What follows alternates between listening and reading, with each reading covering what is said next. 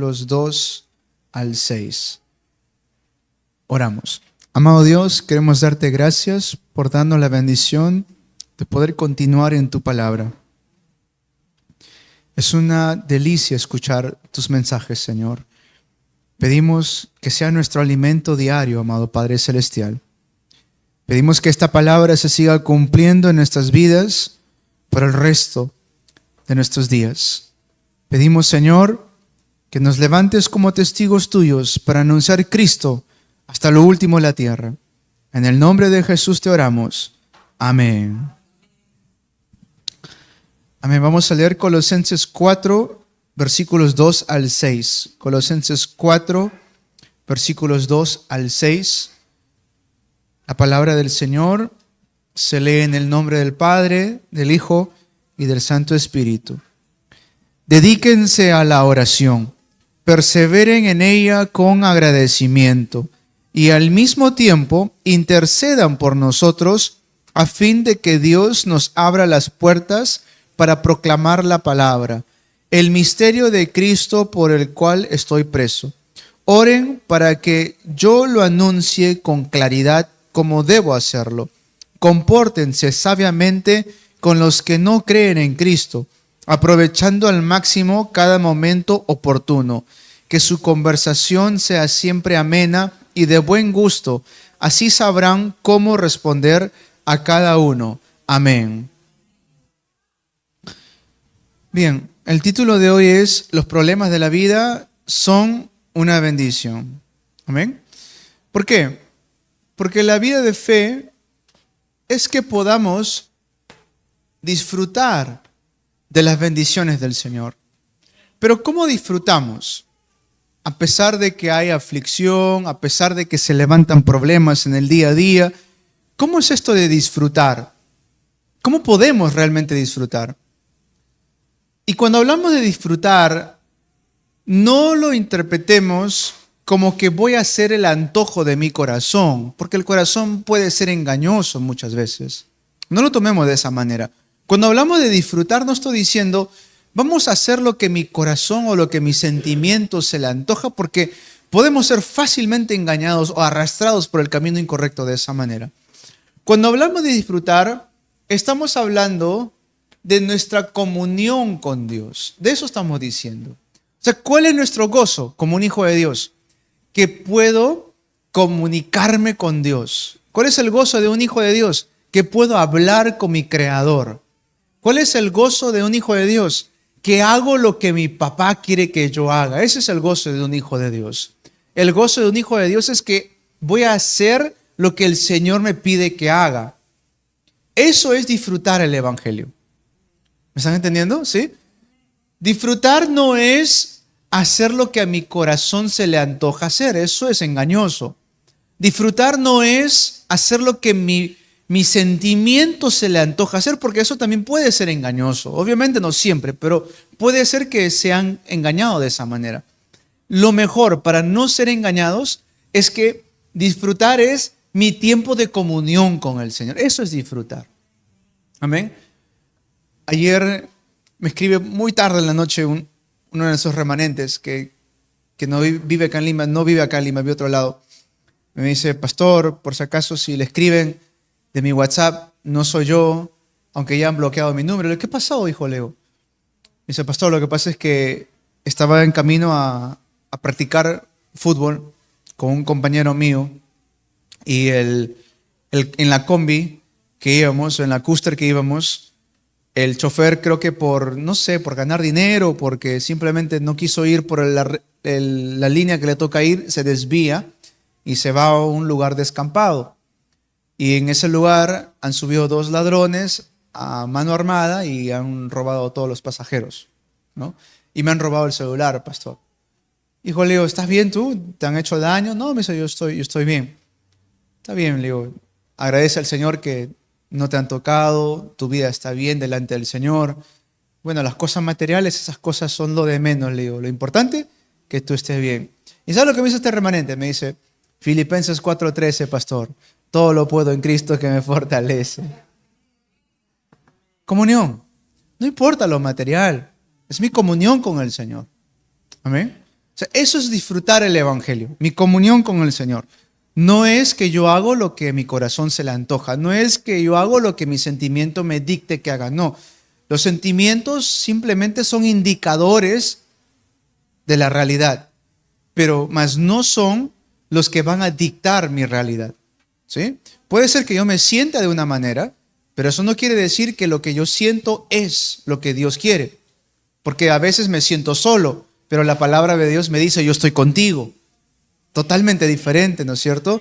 A veces digo, no tengo fuerza.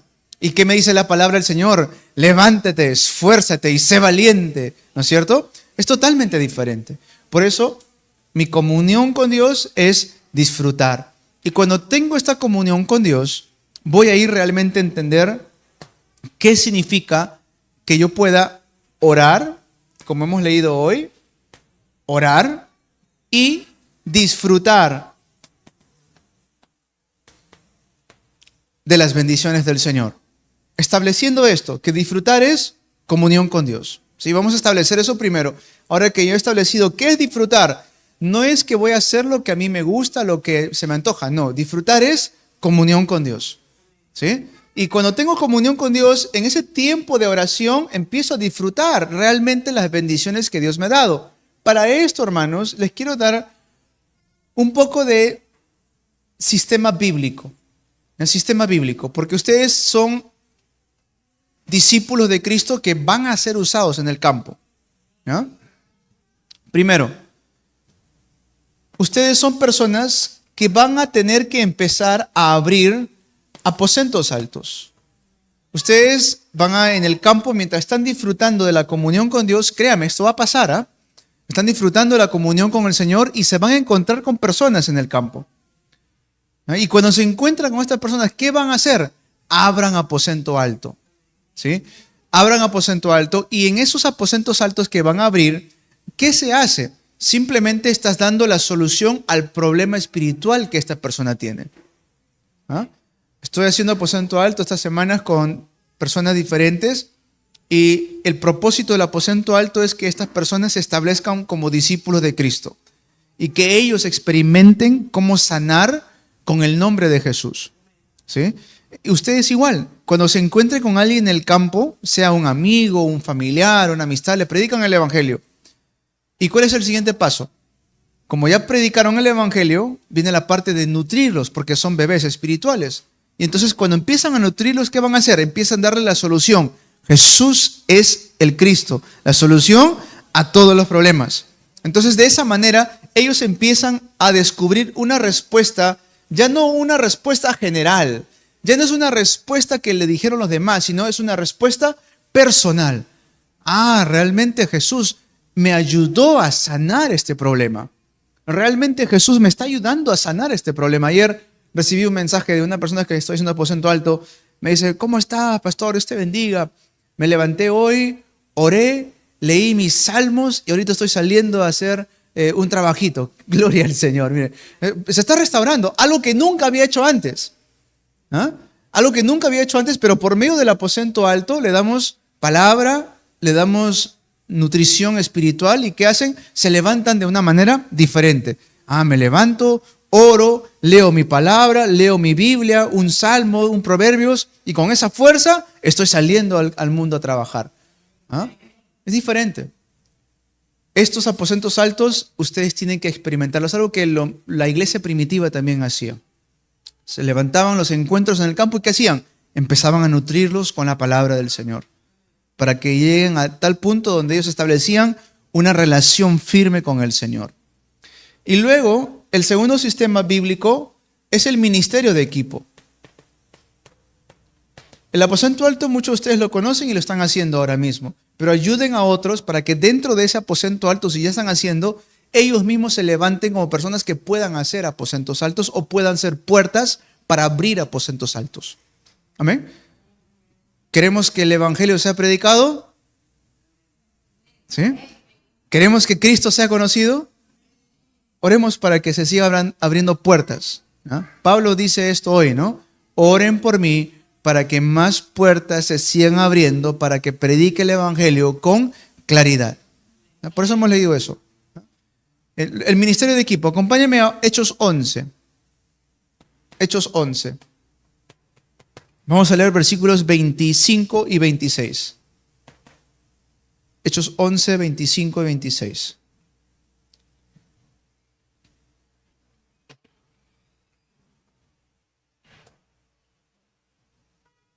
Dice, partió Bernabé para Tarso en busca de Saulo. Ahí nomás. Esto es cuando Dios llama a Pablo, ¿ya? ¿Por qué va a Tarso? Porque ahí estaba Pablo. Ahora, piensen en este encuentro. Saulo, o Pablo, su nombre es igual, había sido alguien que perseguía a la iglesia. Había sido alguien que estaba en contra de los cristianos. Pero cuando Jesús llega a su vida, él se convierte por completo. Pero ¿qué creen ustedes que habrá habido en esos tiempos? Habrá habido también en el corazón de Pablo ciertas dudas, ciertas preguntas, ¿no es cierto? ¿Y quién mejor que Bernabé, que estaba allí, para qué? Para que pudiera darle un ministerio, es decir, ministrarlo. Obviamente no fue Bernabé que le enseñó los ministerios, eso fue Jesús mismo, por eso fue apóstol Pablo. Pero dentro de la comunión, en la hermandad del evangelio, ha tenido también algún tiempo de ser ministrado Pablo. Amén. Lo mismo va a pasar en estos tiempos. ¿Qué es un ministerio de equipo? De repente vamos a encontrarnos con personas en el campo que son creyentes o nuevos creyentes, a la cual vamos a tener que ministrarlo de cierta manera. De repente están atravesando una situación difícil. ¿Qué le vamos a dar? Evangelio, Cristo, fuerza espiritual. Amén. Eso de una u otra manera es nuestra labor pastoral de todos nosotros, de todos. No solamente es el pastor, sino ustedes también. Es un corazón pastoral que debemos tener todos. Si vemos a alguien que está desanimado o alguien que está atravesando por alguna dificultad, ¿qué hacemos? En ministerio de equipo vamos, tomamos la palabra, ministramos. Eso es ministerio de equipo. Y luego dice el versículo 26, dice, y cuando lo encontró, lo llevó a Antioquía. Durante todo un año se reunieron los dos con la iglesia y enseñaron a mucha gente. Fue en Antioquía donde los discípulos se les llamó cristianos por primera vez. ¿Ven? Se formó un equipo, se restauran y ambos, ¿qué hacen? Empiezan a formar discípulos. Equipo. Eso es ministerio de equipo. Igual, ustedes tienen un hermano, una hermana en la fe, ¿no es cierto? ¿Tienen o no? Tienen hermanos en la fe. Con estos hermanos en la fe, formen equipo y levanten discípulos de Jesús. ¿Me están entendiendo? ¿Sí? Luego, la casa de misión.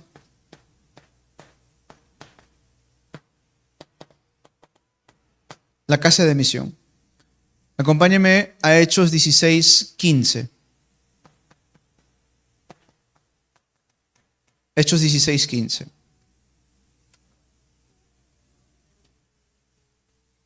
Dice la palabra del Señor. Este es cuando Lidia se convierte. ¿Sí? Dice, cuando fue bautizada con su familia, nos hizo la siguiente invitación. Si ustedes me consideran creyente en el Señor, vengan a hospedarse en mi casa, y nos persuadió. Lidia era una mujer judía que creía en el Señor, pero no conocía todavía a Jesucristo. Cuando Pablo un día está predicando, dice que el Señor le abre el corazón a Lidia para que esté ella atenta a todo lo que Pablo decía. ¿Ah? Y luego, ¿qué hace ella? Recibe a Cristo en su corazón, es decir, se convierte en una discípula.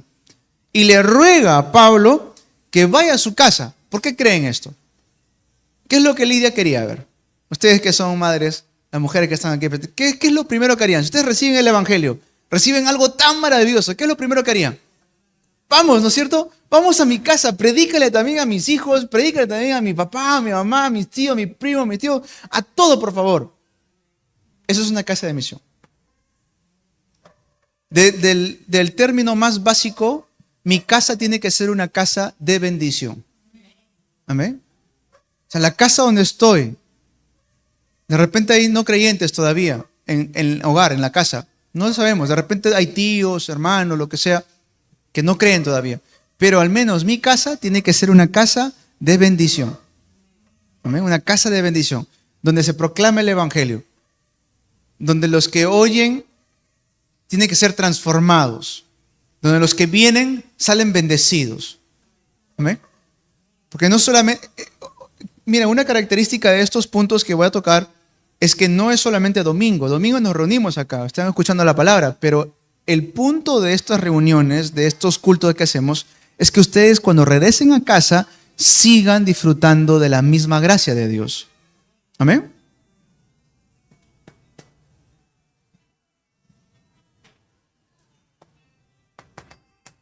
Misterio especializado.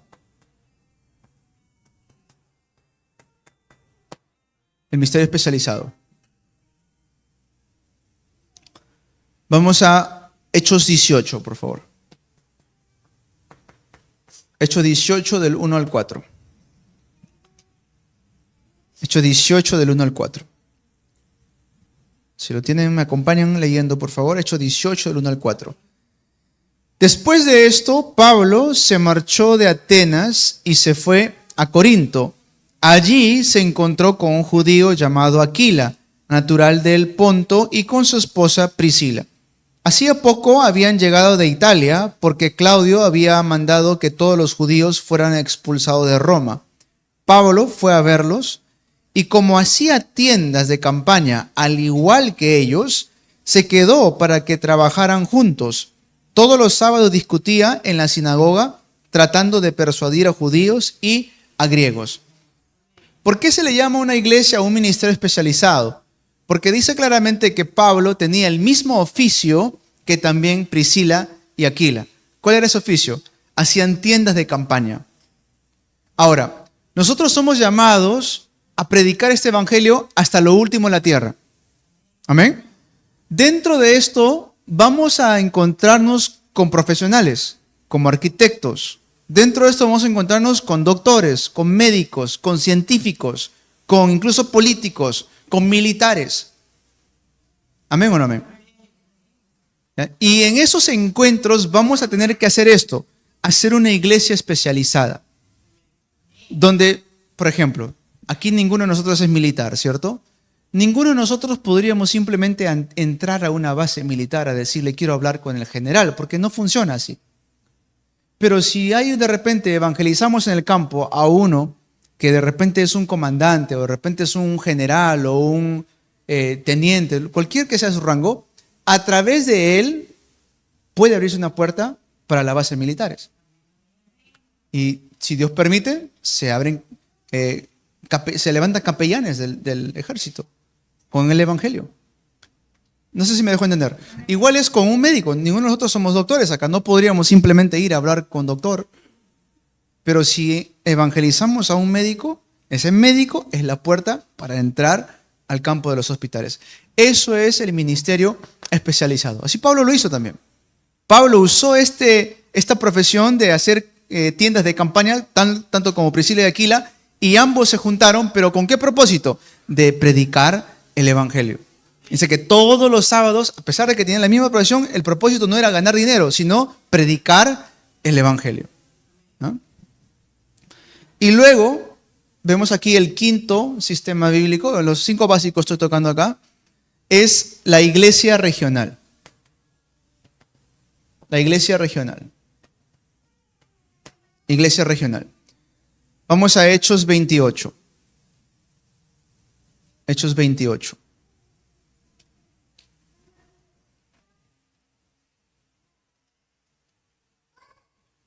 Hechos 28, versículos 30 y 31. Hechos 28, versículos 30 al 31.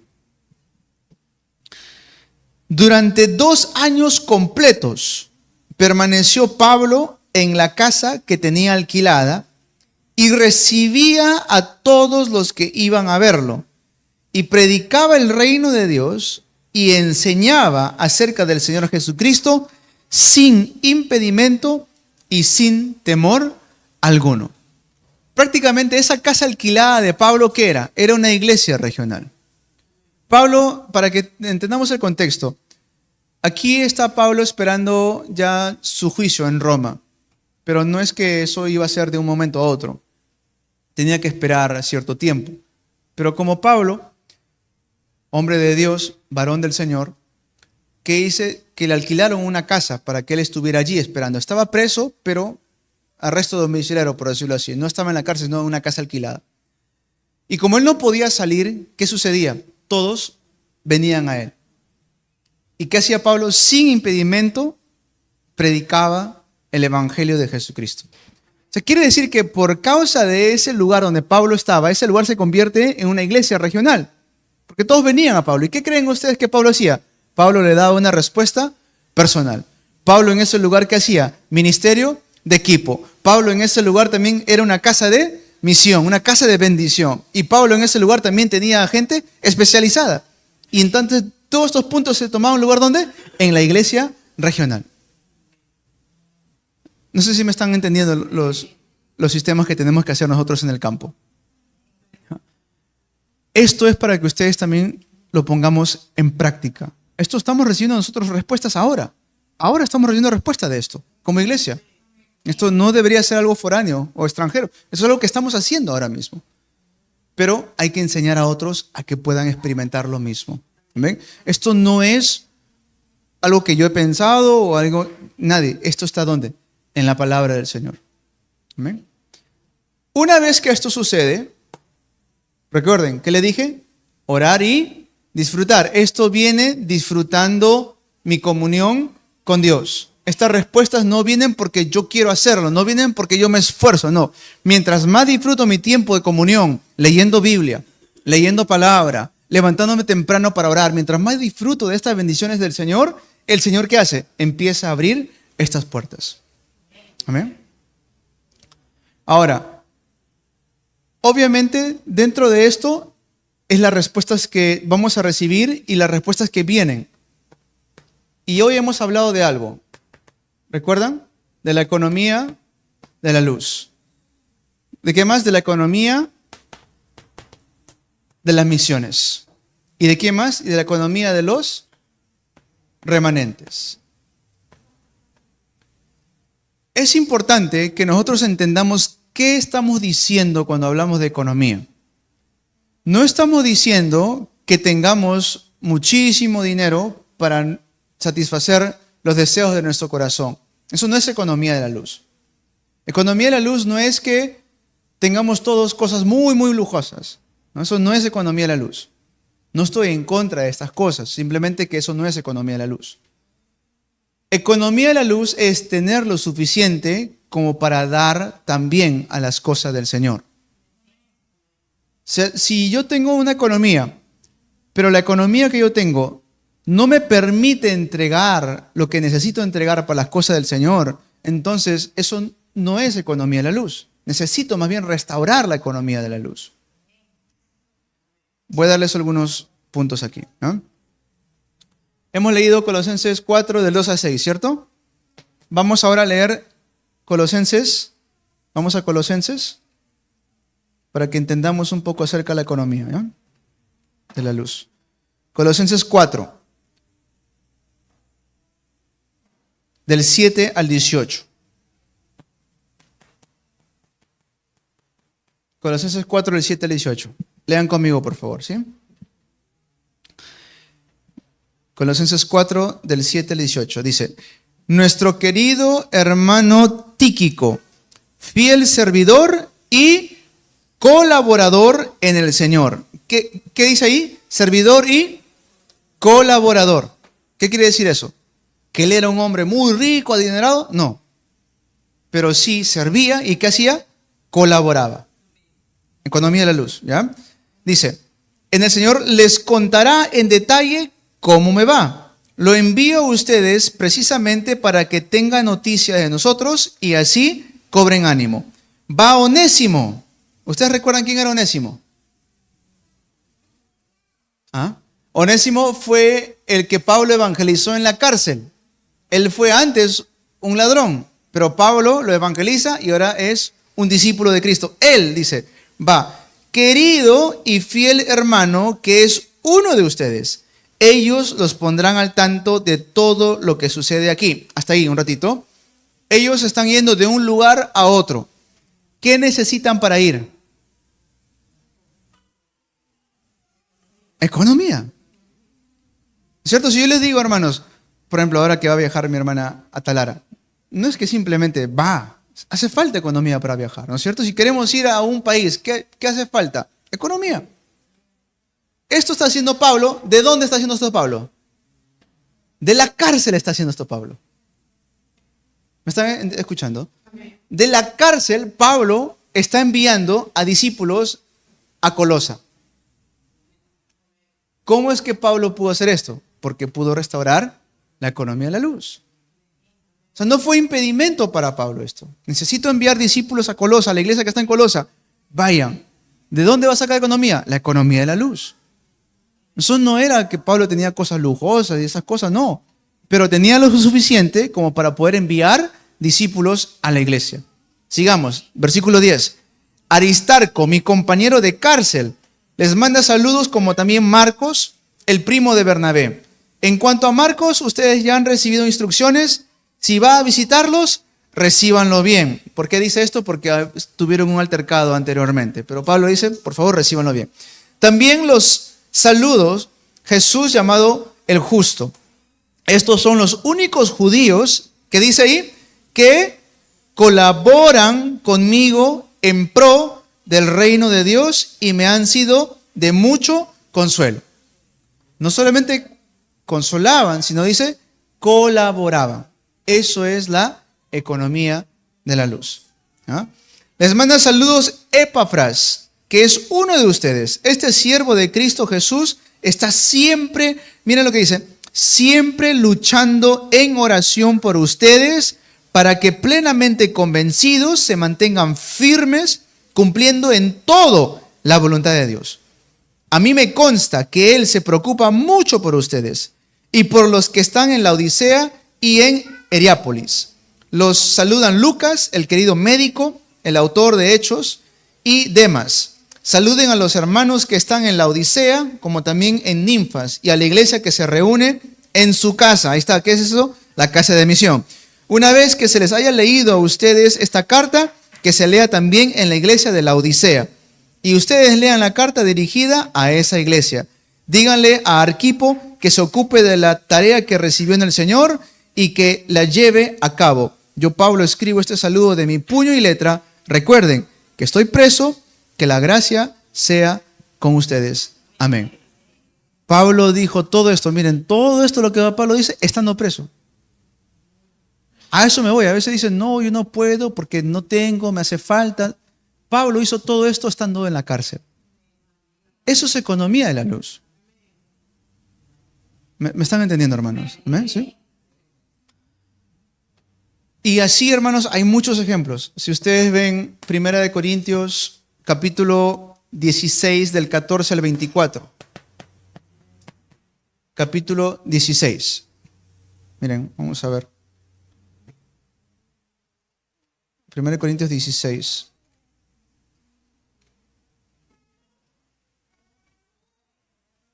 Del 14 al 24.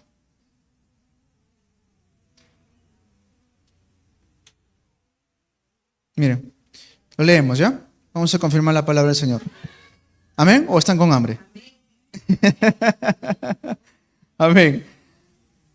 1 Corintios 16 del 14 al 24 dice, hagan todo con amor. Bien saben que los de la familia de Estéfanas fueron los primeros convertidos de Acaya y que se han dedicado a servir a los creyentes. Ojo con esa palabra. Se han dedicado a servir a los creyentes. ¿Ah?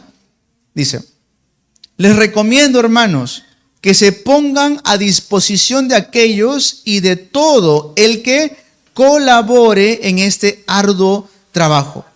Me alegré cuando llegaron Estéfanas, Fortunato y Acaico, porque ellos han suplido, miren, ellos han suplido lo que ustedes no podían darme, ya que han tranquilizado mi espíritu y también el de ustedes. Tales personas merecen que se les exprese su reconocimiento. Las iglesias de la provincia de Asia les mandan saludos. Aquila y Priscila, ¿recuerden la iglesia especializada? Ahí está, ¿ve? Aquila y Priscila los saludan cordialmente en el Señor, como también la iglesia que se reúne en la casa de ellos. Ellos también tenían una iglesia en su casa. ¿Ya? Dice, todos los hermanos le mandan saludos. Salúdense unos a otros con un beso santo. Yo, Pablo, escribo este saludo de mi puño y letra. Si alguno no ama al Señor, quede bajo maldición. Maranata, ¿qué significa? Cristo viene pronto. Que la gracia del Señor Jesús sea con ustedes. Los amo a todos ustedes en Cristo Jesús. Amén. ¿Se dan cuenta? Les doy estos textos para que podamos entender más de lo que es la economía de la luz. No solamente es que haya dinero, no se trata solamente de dinero, se trata de cuánto yo estoy haciendo para las cosas de Dios. Amén. Y bueno, esto deseo que ustedes lo lean en su tiempo. Romanos 16, del 1 al 27. Van a ver cómo salen colaboradores, personas que expusieron sus vidas por predicar el Evangelio. ¿Por qué creen que Pablo pudo hacer todo lo que él hacía? Porque había siempre personas que lo apoyaban, colaboraban para que él siga predicando el Evangelio y no tenga de qué preocuparse. Simplemente se preocupe ¿para qué? Para predicar Cristo, nada más. Pablo tenía ese tipo de personas. Miren, acá lo que hemos leído en 1 Corintios 16, dice, me alegré cuando llegaron Estéfanas, Fortunato y Acaico. Solamente 3 personas pudieron suplir todo lo que los demás no podían suplir, dice. Bastó con 3 personas, 3 discípulos. Pero tranquilo, dice, los amo en el Señor.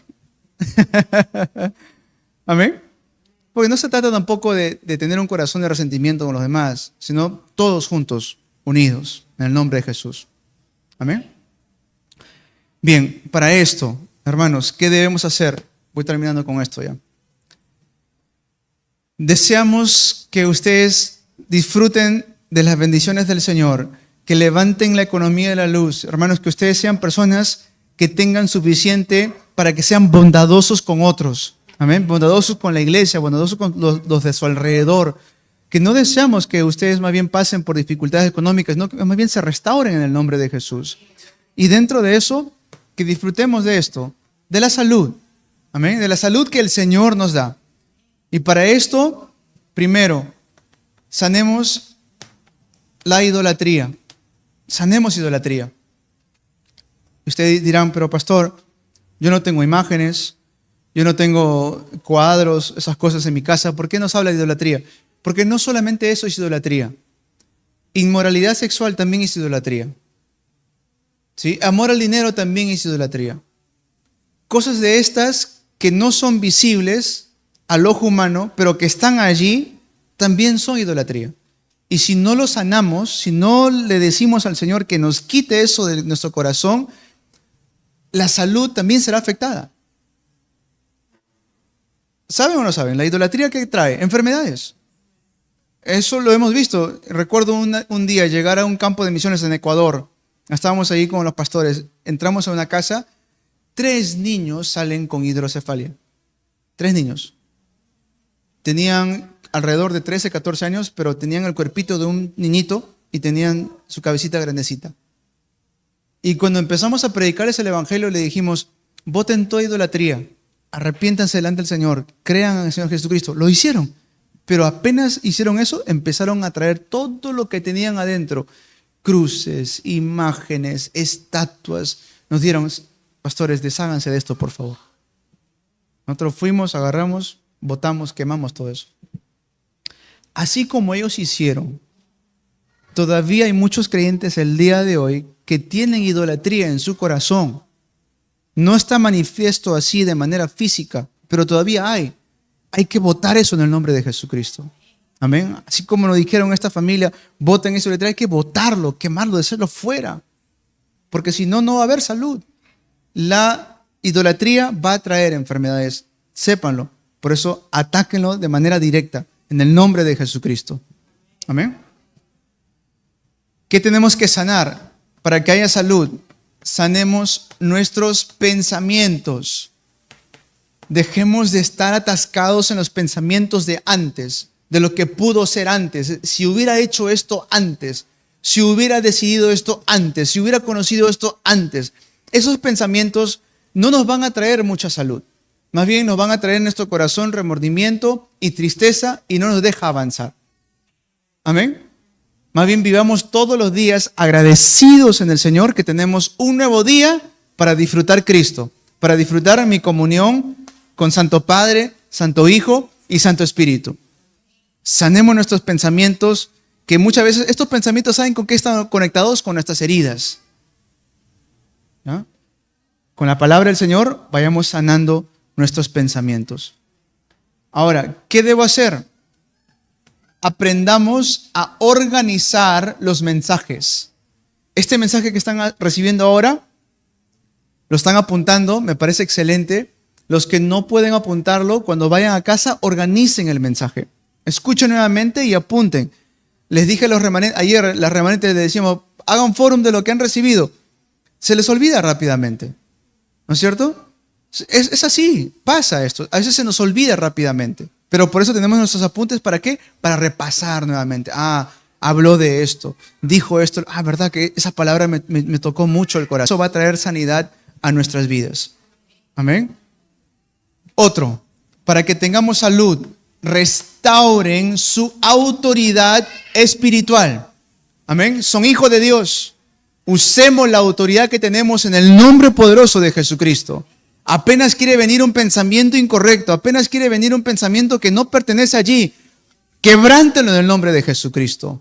Amén. Hoy no voy a permitir que la tristeza, no voy a permitir que la soledad, no voy a permitir que la depresión me venga a atacar. En el nombre de Jesucristo, Él ya me sanó, Él ya me rescató, Él ya me santificó, Él me justificó delante del Padre por medio de su preciosa sangre.